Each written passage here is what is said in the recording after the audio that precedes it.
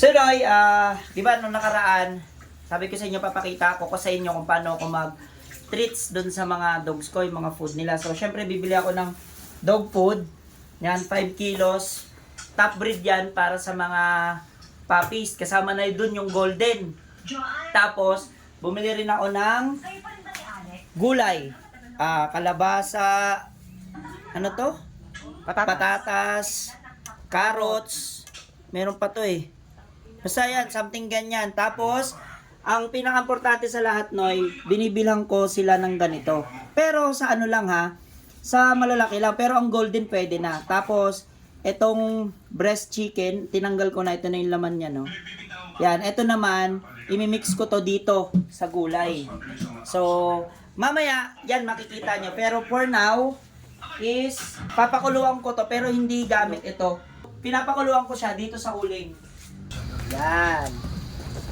Pagka kumulo na yan, Noy, hindi ko sila tatanggalin pag kumulo, pag malambot na. Ilalagay ko na doon yung gulay para maglasa. So mamaya makikita nyo.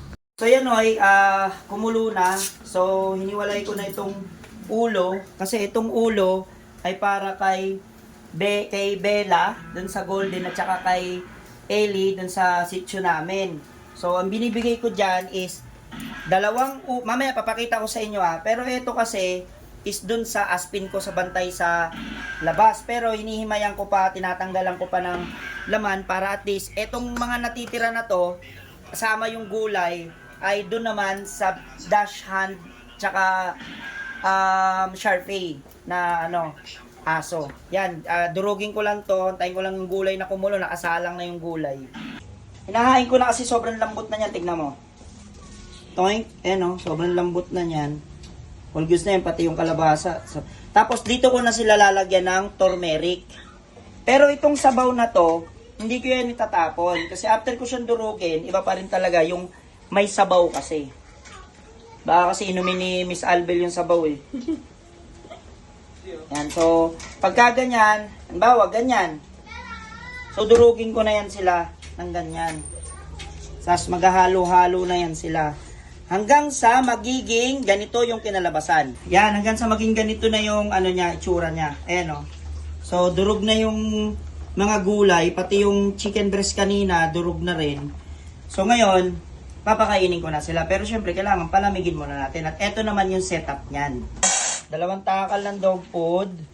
Yan. Doon naman sa labas na duck's hand. 1 takal na dog food. Sa kabila. Tapos, kay Ellie naman is 1 sukat na ganyan. So, top breed na adult, top breed na puppy. Tapos, lalagyan ko niyan gulay.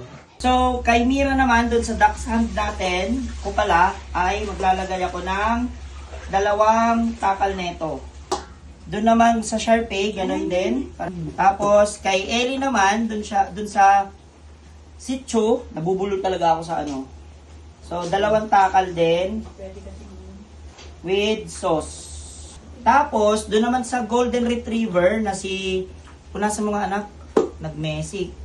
Na kay Bella is, ito medyo marami-rami ito ng konti. 3 gulay. Yan, tapos, sauce. Sharpei, tsaka sa Duck's Hand is okay na to. Palalamigin na lang to. So, hindi kami nagbibigay ng kanin kapag kagabi. Tanghali lang kami nagbibigay ng kanin. Tapos, ito naman, sa Shih Tzu, ay lalagyan ko yan ng ulo ng manok. 1 piraso, pero dudurugin ko yan. Tapos hahaluin para pampalasa yan. Kay Bella, yung golden, 2 ang ilalagay ko dyan. 2. Pero hindi ko na dudurugin, bibiyakin ko lang. Yan, bibiyakin ko lang yan. Yan, tapos, imimix-mix. So, imimix ko to. Huwag po kayo mag-alala kasi itong kutsara naman na to ay, para sa kanila talaga.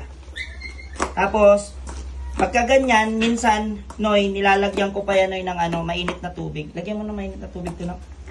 Pati itong kay Ellie? Oo, pati yung kay Ellie. Lalagyan ko yan ng mainit na tubig. Yan. So, ibababad lang natin yung mga yan. Wait.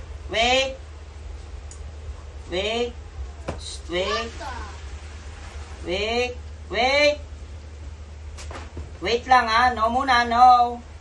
Wait muna. O, go na. Eat na. Yes! Yes. Good job. Una mo isa. Ibang klase ito. Ellie! Ano ba dyan sumalapit sa kanila? Diba? Kain na sila. So, ganyan ako magpakain ng aking mga alaga.